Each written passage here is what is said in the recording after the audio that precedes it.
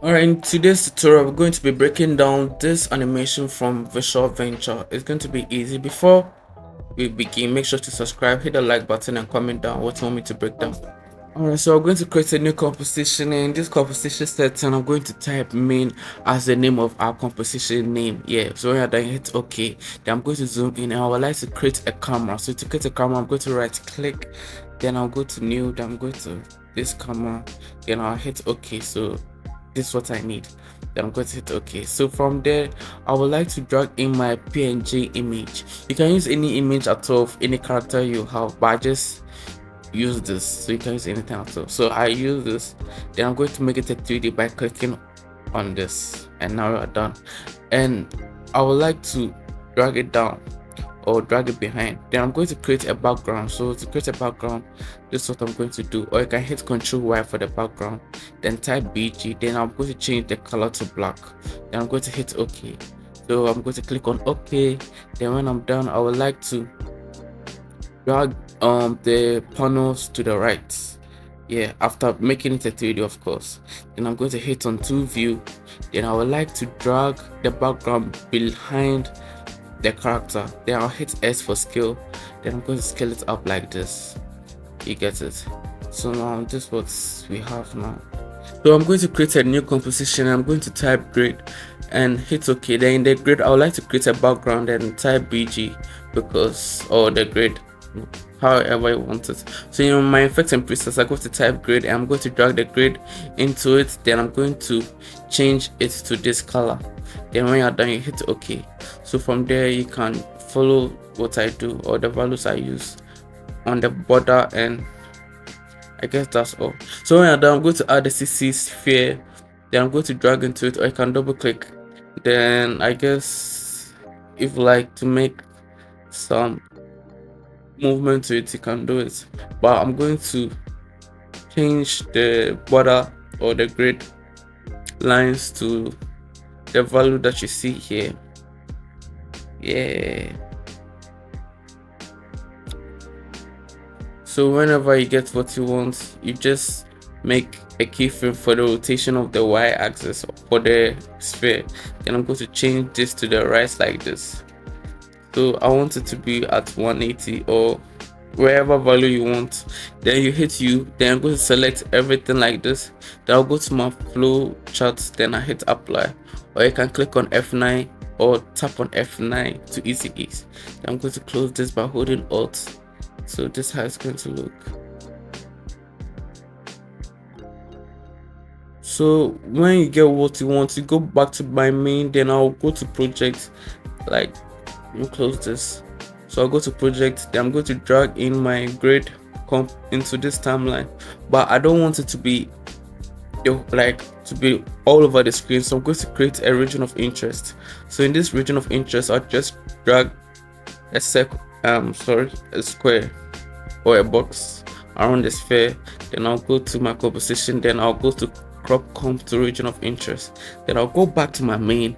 Then I'll drag the grid into the timeline like this, break it down. Then I'm going to make it a 3D. So I hit 2 view like this. Then I'm going to try and bring it behind the camera. You get it? So like what you see now.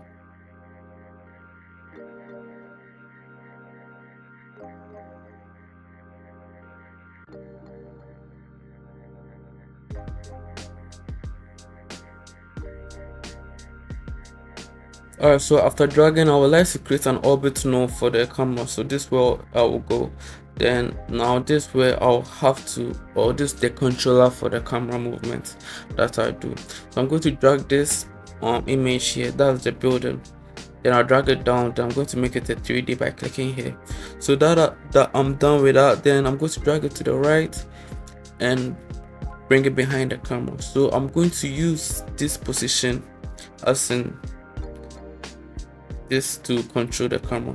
So I want to see what is behind the camera. Then I'm perfectly align it like behind it, so when the video starts you can see what I'm doing, right? So now this is where I'm going to duplicate everything. Then I'm going to change the direction of the shape to the other side, so I'll just unlink it and make it negative 100, or yeah. So this is how it's going to be like. Then I'll drag it here, then add a tint to the image. So I'll type the tint, then I'll drag it here. Then I'm going to change the color for the midtone and the other tones to blue. So when you're done, hit OK. Then we'll change the white to blue like this. So I'll go to this blue, then I'll hit OK. So we'll duplicate this PNG, then we're going to move it to the right, then we'll make the building behind, or be placed behind the other buildings like this. Then you can use S to scale it down, then drag it down like this, so it's going to appear behind the other ones. So I'm going to change the color to white, then I'm going to hit OK. Then I'm changing the midtone color to also white like this, then I hit OK. And now we have to create another one for this one, so I'll duplicate it, then I'll drag it to the left. Then I would like to scale it down, so I'll hit S for scale, then I'm going to scale it down like this. So from there I'll bring it down, then I would like to let it be behind the first building, as you can see. So now we would like to change the color. So in order to change the color, I'm going to add a tint to it, then I'm going to change the tones to red, and I'm going to change the other tone to red also, like that. Then when you're done, I'm going to hit OK. So from here, this is what you get. Now we're going to make an animation for the layers, right? So I hit P for position, then we'll move a frames forward, then I'm going to click on the stopwatch, then I'll move a couple frames, then I'll click on the diamond or the middle keyframe, then I'll go back, then I'll use my position to drag it below or to bring it down, as you can see. So when you're done with everything, you can select all the keyframes and hit F9, or you can go to your flowchart, then you click on apply. So now I'm going to set the null of the position that we controlled to 0 like this. So I double click and hit 0, so it's going to start from the beginning. So everything is behind the layer, as you can see. I mean, everything is behind the camera. So now I'm going to my ellipse tool to create a red object, as you can see, because I would like to make a ground or a shadow. I don't know what the name for it. So yeah, so in this ellipse tool, you can create another ellipse tool inside the ellipse tool, or I mean inside the ellipse shape. Then I'm going to hit F of the mask. Then when I click on or hit F, I'm able to manipulate it and drag it to the right, so that you can see this kind of blurry effects like this. Then after creating the blurry effect too, you can also add some source to it. So I would like to add another layer or another solid layer. Then I'm going to type gradient, because I want it to be gradient. Then in the gradients, in the effects and presets, you type gradient. So when you type your gradient, you can drag it to the gradient that you have here. Then I'm going to change this to red, and I hit OK. Then I'm going to change this from linear to the other one, as you can see. Yeah, so now we have this, right? So I just drag this like this, then I'll manipulate it a little bit with the blend to original, then I'll drag it to where the character is. So this is what we will get. Then from there, you can just make a little adjustment for it to blend in, and when you're done, you can just move to the second thing. So now we're going to move to the second thing, that is create a keyframe for the camera. So I use the null to create the keyframe. Then I'm going to use this position to drag it behind like this, as you can see.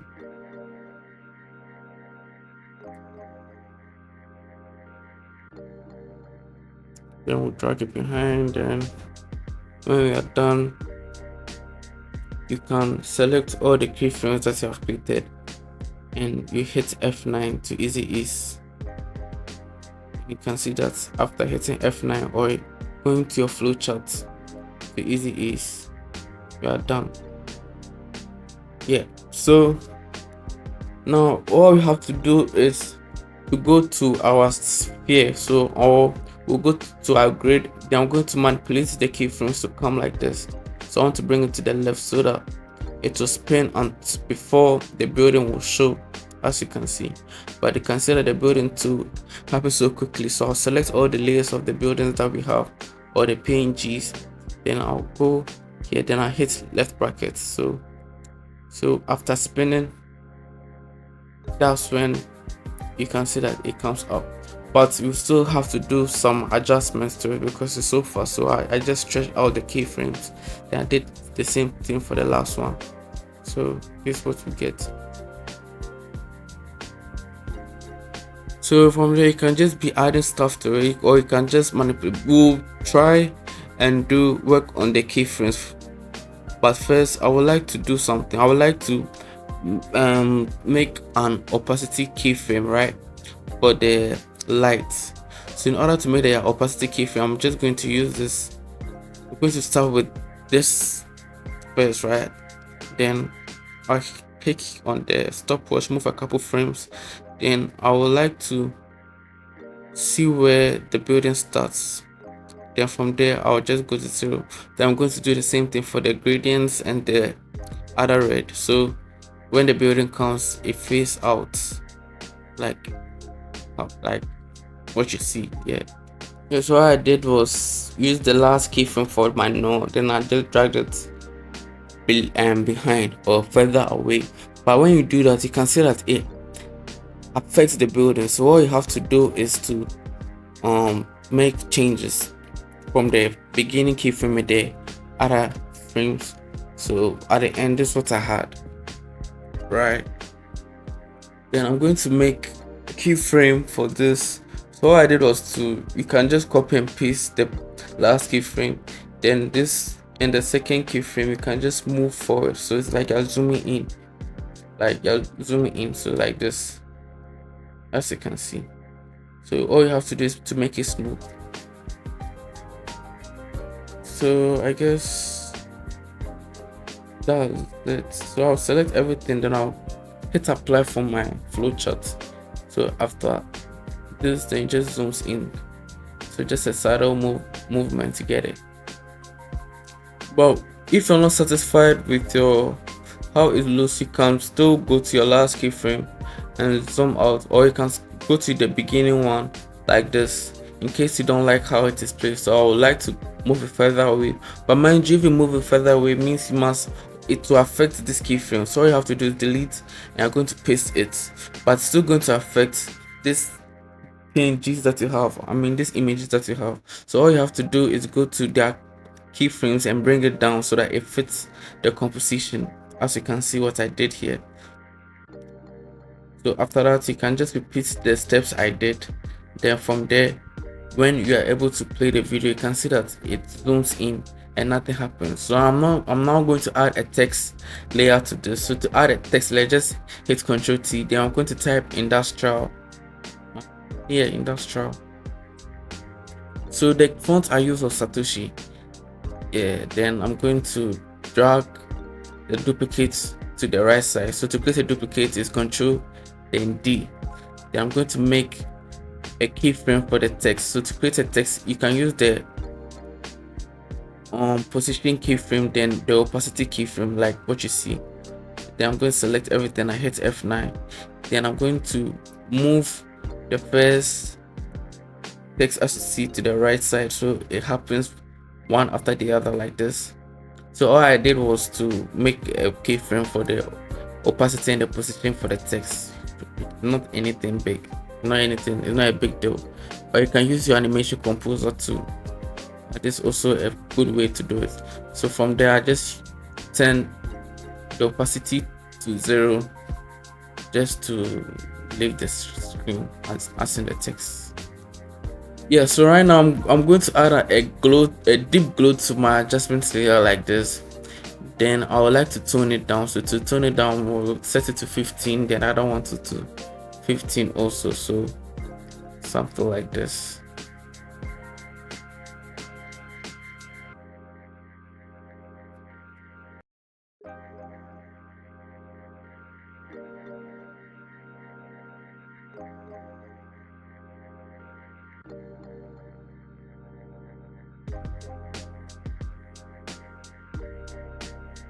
So now I would like to apply a glow effect to all these images that I have here. So the buildings, I'm going to add the same setting of the glow effects that I have, then I'm going to paste it on this.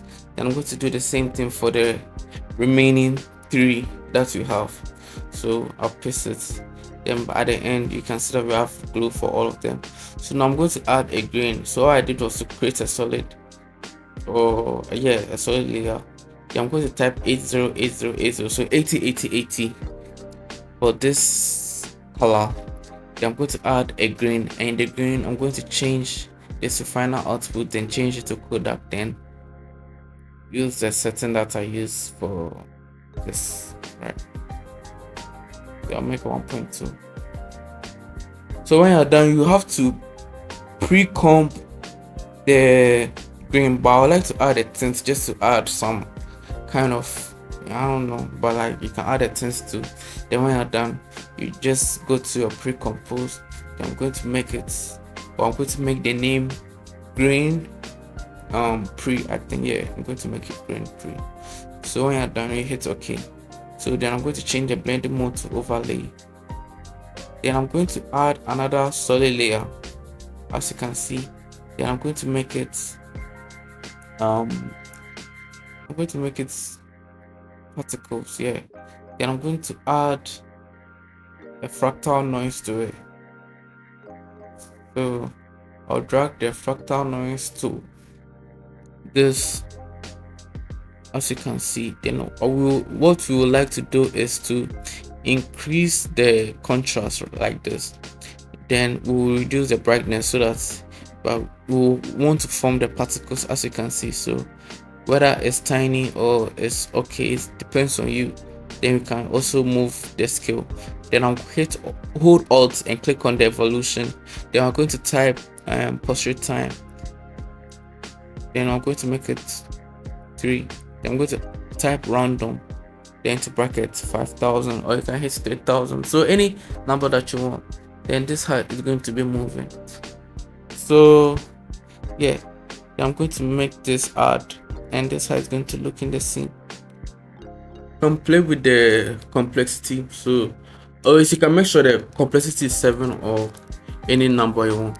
Then you can just drag the particle below the PNG images, because I want it to be behind the images, so to be only on the globe and the background, you get it. So I don't want it to be on the building, so I want it to be behind, as you can see. And you can see that the particle is quite big, but we'll get to it very soon. Then I'm going to make some movements to the keyframes of the PNG images that we have here, as you can see. Then when I'm done, I'm going to reduce the size of the particles like this, so that it doesn't take over the whole screen, as you can see. So when we play, you can see that it's like this. If you want to make it a little bit, it's up to you.